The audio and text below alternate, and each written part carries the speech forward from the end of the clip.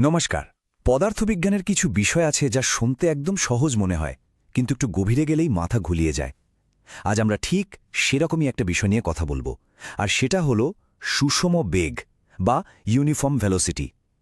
আর এর সাথে সরল রেখার যে একটা রহস্যময় সম্পর্ক আছে, চলুন আজ সেটাই ভেদ করা যাক। আচ্ছা, চলুন একটা প্রশ্ন দিয়ে শুরু করা যাক। ভাবুন তো, একটা রেসিং কার ঘন্টায় 200 কিলোমিটারের একটা কনস্ট্যান্ট স্পিডে একটা রেস ট্র্যাকে চক্কর দিচ্ছে। এখন প্রশ্নটা হলো, গাড়িটার বেগ বা ভেলোসিটি কি সুষম, মানে ইউনিফর্ম? প্রথমবার শুনলে তো মনে হবে হ্যাঁ, স্পিড তো একই আছে, তাহলে তো বেগও একই থাকার কথা। কিন্তু ফিজিক্স কি আসলেই তাই বলে? চলুন একটু তলিয়ে দেখা যাক। আসলে এই সুষম বেগের ব্যাপারটা যতটা সোজা মনে হচ্ছে ততটা নয়। এর জন্য দুটো একেবারে সোনালী নিয়ম আছে, যা ভীষণ কড়া, মানে দুটোই একসাথে মানতে হবে। চলুন দেখি কি সেই নিয়মগুলো। একদম বইয়ের ভাষায় যদি বলি, সুষম বেগ হল যখন কোনো একটা বস্তু সমান সময়ে সমান সরণ ঘটায়। কিন্তু সবচেয়ে জরুরি কথাটা হলো, এই সময়ে তার বেগের মান আর দিক দুটোই একদম এক থাকতে হবে, একটুও বদলানো যাবে না। মাথায় রাখতে হবে, এই মান এবং দিক দুটোই কিন্তু আসল খেলোয়াড় এখানে। তাহলে ব্যাপারটা দাঁড়ালো এই দুটো শর্তে। প্রথমটা হলো বেগের মান মানে স্পিড, সেটাকে ধ্রুবক বা কনস্ট্যান্ট থাকতে হবে। আর দ্বিতীয়টা, এবং সম্ভবত এটাই সবচেয়ে জরুরি অংশ, সেটা হলো চলার দিকটাও একদম স্থির থাকতে হবে। এই দুটোর মধ্যে যে কোনো একটাও যদি বদলে যায়, তাহলে কিন্তু বেগ আর সুষম থাকবে না। এখন প্রশ্ন আসতেই পারে যে দিক নিয়ে এত মাথা ব্যথা কেন?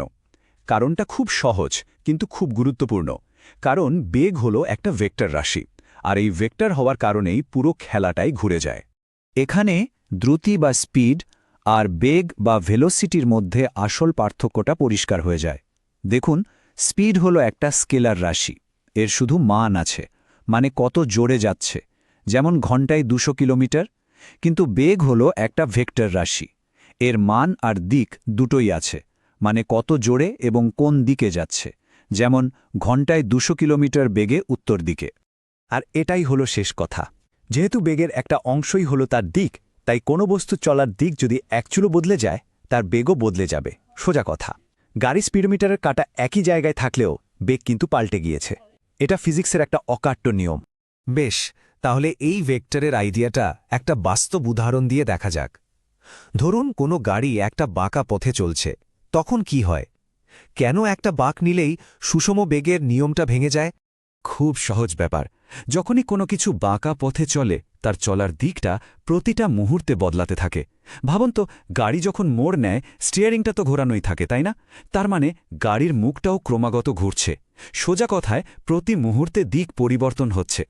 এর সবচেয়ে ভালো উদাহরণ হল ওই রেস ট্র্যাকে চলা গাড়িটা, অথবা আরেকটু বড় করে ভাবলে সূর্যের চারপাশে পৃথিবীর ঘোরা।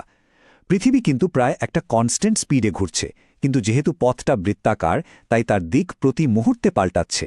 ফলে এর গতি সুষম হলেও বেগ কিন্তু সুষম নয়। আর ফিজিক্সের ভাষায় এর মানে হল পৃথিবীর একটা ত্বরণ আছে। তাহলে যদি সুষম বেগ ধরে রাখতে হলে দিক বদলানোই না যায়, তাহলে কোনো বস্তু চলার জন্য আর কি ধরনের পথ বাকি থাকে? একটাই তো পথ খোলা আছে, তাই না? একদম, দিক একই রাখার একটাই উপায়, একেবারে সোজা সরল রেখা ধরে চলা। যদি কোনো বস্তু তার দিক না বদলায়, তাহলে তো সে বাধ্য হয়ে একটা সোজা পথেই চলবে।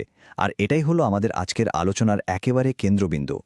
আর এই যে আমরা সিদ্ধান্তে এলাম, এটাকে আরও পাকা করতে চলুন মহাবিশ্বের একটা একেবারে মৌলিক সূত্রের সাহায্য নিই। দেখা যাক নিউটনের প্রথম সূত্র এই ব্যাপারে কি বলে। নিউটনের প্রথম সূত্র পরিষ্কারভাবে বলছে, বাইরে থেকে কোনো বল প্রয়োগ না করলে স্থির বস্তু চিরকাল স্থির থাকবে, আর সচল বস্তু সুষম বেগে সরল রেখায় চলতে থাকবে। খেয়াল করেছেন? সূত্রেই বলা আছে সরল রেখায়। এর পেছনের কারণটাও কিন্তু খুব যুক্তিসঙ্গত। কোনো বস্তুকে যদি বাঁকা পথে চলতে বাধ্য করতে হয়, তাহলে তার উপর একটা বল প্রয়োগ করতে হয়, যেমন কেন্দ্রমুখী বল। আর আমরা তো জানি, যেখানেই বল সেখানেই বেগের পরিবর্তন, মানে ত্বরণ। কাজেই বাঁকা পথে বেগ কখনোই সুষম বা ইউনিফর্ম হতে পারে না। বেশ, তাহলে এতক্ষণের সব আলোচনাকে এক জায়গায় করা যাক। চলুন এবার বাস্তব জীবনের কিছু উদাহরণ দেখি, যেখানে সত্যিই সুষম বেগ দেখতে পাওয়া যায়। সত্যিকারের সুষম বেগের উদাহরণ। ধরুন একটা গাড়ি একদম ফাঁকা, সোজা একটা হাইওয়েতে ক্রুজ কন্ট্রোল দিয়ে একই গতিতে চলছে। অথবা আরও নিখুঁত উদাহরণ হল গভীর মহাশূন্যে ভাসতে থাকা একটা স্পেসশিপ, যার আশেপাশে কোনো গ্রহ বা নক্ষত্রের টান নেই। ওটা অনন্তকাল ধরে একই বেগে একদম সোজা চলতে থাকবে। এই টেবিলটা দেখুন, পুরো ব্যাপারটা এক নজরে পরিষ্কার হয়ে যাবে। বাঁকা পথে মান বা স্পিড কনস্ট্যান্ট থাকতেই পারে, কিন্তু দিক কখনোই না, তাই সুষম বেগও হবে না। অন্যদিকে সোজা পথে যদি স্পিড কনস্ট্যান্ট থাকে, তাহলে দিক তো কনস্ট্যান্ট থাকবেই, আর তখনই আমরা তাকে বলবো, হ্যাঁ, এটা সুষম বেগ। তাহলে একদম শুরুতে যে রেস কার্টের কথা বলেছিলাম তার উত্তরটা কি হলো?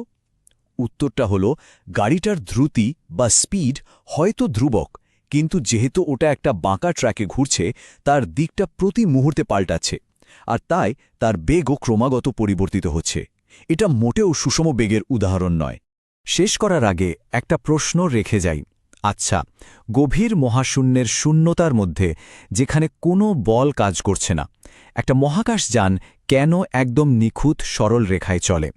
আজকের আলোচনা শোনার পর একটু ভাবলেই কিন্তু উত্তরটা পেয়ে যাবে।